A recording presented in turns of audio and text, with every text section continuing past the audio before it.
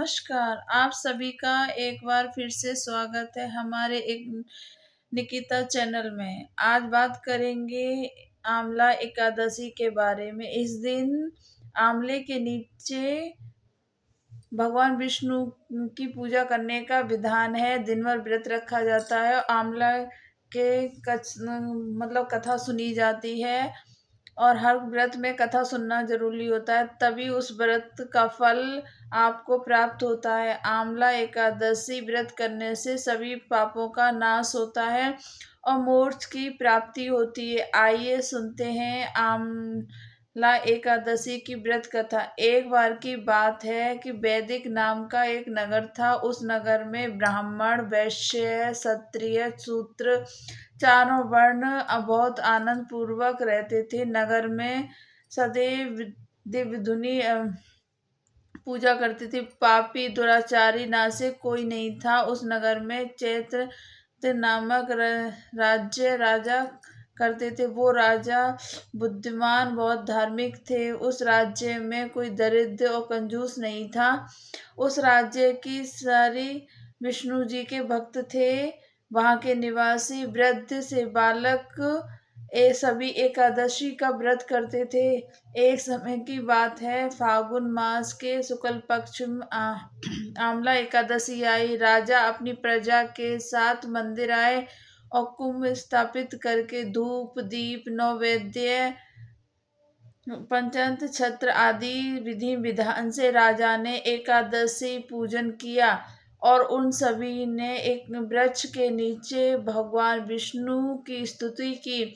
उन्होंने आंवले का पूजन इस प्रकार किया। उन्होंने कहा, ये रात्रि ब्रह्म स्वरूप हो, तुम ब्रह्मा जी के साथ द्वारा उत्पन्न हो और तुम नाश करने वाले हो। अब तुम मेरा अर्ध स्वीकार करो। तुम श्री राम के द्वारा सम्मानित हो और मैं आपकी प्रार्थना करता हूँ। अब तुम मेरे समस्त पापों का नाश करो। उस रात्रि सबने जागरण किया और रात के समय उस जगह एक बहेलिया आया। वो बहेलिया महापापी दुराचारी था।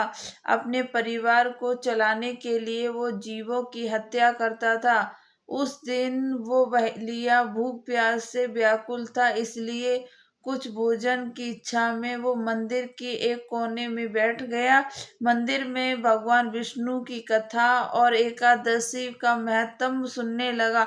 इस प्रकार उस बहेलिये ने अपनी पूरी रात अन्य लोगों के साथ जागरण करने में व्यतीत कर दी और प्रातःकाल होते ही सभी लोग अपने घर आ गए। इसी प्रकार वो बहेलिया अपने घर चला गया और उसने भोजन किया। कुछ समय बीतने के बाद उस बहेलिये की मृत्यु हो गई और आंवले की एकादशी व्रत और कथा उसने एक राजा के यहाँ जन्म लिया। उसका नाम बसूरत रखा गया। जब वो बड़ा होकर राजा बना तो उसकी एक बहुत बड़ी सेना थी जो धन धान्य से युक्त थी। उसने सूर्य के समान तेज था, क्रांति तेज चंद्रमा के समान थी, वीरता भगवान विष्णु भगवान के समान थी और वो पृथ्वी के समान था। एक दिन वो राजा शिकार खेलने चल गया। देवलोक से वन में वो रास्ता भूल गया और दिशा का ज्ञान ना होने के कारण उसी वन में एक वृक्ष के नीचे जाकर सो गया। उसी पहाड़ी से डाकू आए और राजा को अकेला देखकर मानो मारो उस राजा पर टूट पड़े। डाकू कहने लगे, हमारी माता पिता को, हमारे पुत्रों को, सभी संबंधियों को मारा है, इसलिए इस राजा को देश से निकाल दिया गया है, इसलिए हम इसे मार देना चाहिए। और ऐसा कहते हुए उस राजा पर अस्त्र शस्त्र का प्रभाव करने लगे। उनके अस्त्र शस्त्र राजा के शरीर पर गिरते ही नष्ट हो जाते थे और राजा को पुष्पों के समान प्रतीत होते थे। वो डाकुओं के सारे अस्त्र उल्टा प्रभाव होने लगा, जिससे वो सभी मूर्छित हो गए और उसी समय राजा के शरीर से एक दिव्य देवी प्रकट हुई। वो दिव्य बहुत सुंदर थी और सम्र वस्त्र आभूषण लौकिक थी और उन देवी की आंखों से लाल लाल अग्नि निकल रही थी। और फिर वो देवी उन डाकुओं को मारने दौड़ी और उन्होंने समस्त डाकुओं को मार दिया।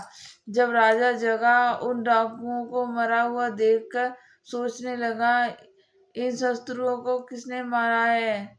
इस वन में कौन मेरा हितैषी रहता है?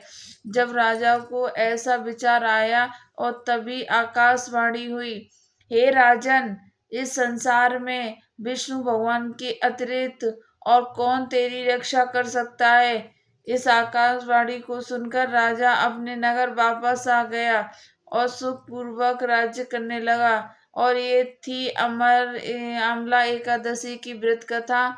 जो मनुष्य एकादशी व्रत को करता है, उसके सभी कार्य सफल होते हैं और अंत में वो विष्णु लोक को जाता है। आपको ये कथा कैसी लगी कमेंट में बताइए। और साथ ही मेरा निकिता चैनल सब्सक्राइब करना ना भूलें। धन्यवाद।